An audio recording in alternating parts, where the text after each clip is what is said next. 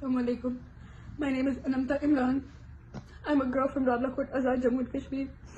And today countless people in my Rawalakot have been murdered. Countless of my brothers, countless of my fathers have been killed in Rawalakot. And the world is staying silent. No one is speaking up for Kashmir.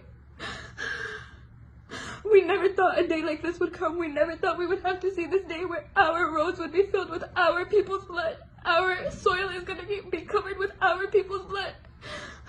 Our blood will not go in vain. Our blood will not go in vain. Please, please raise your voice for Kashmir. United Nations, Al Jazeera, Amnesty, please just raise your voice for Kashmir. We rose our voices for Gaza. We rose our voices for Sudan. Everyone.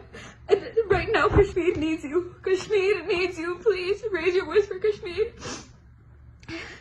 Our people have no contact with us. We have no contact with our people back home. We don't know how many of our own family members have died. We don't know who's dead. We don't know what's going on.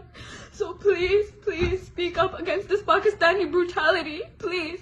This would happen on the other side of Kashmir and we would raise our voices for the other side. So please, Rawalakot, Azad, Jammu, Kashmir needs you right now. Please raise your voice for Kashmir. Be our voice. Be our voice. You don't need to be Kashmiri to speak for Kashmir. Indians, Pakistani, Palestinian, everyone, anyone, if you have an account, you have a voice, please raise your voice, speak for us.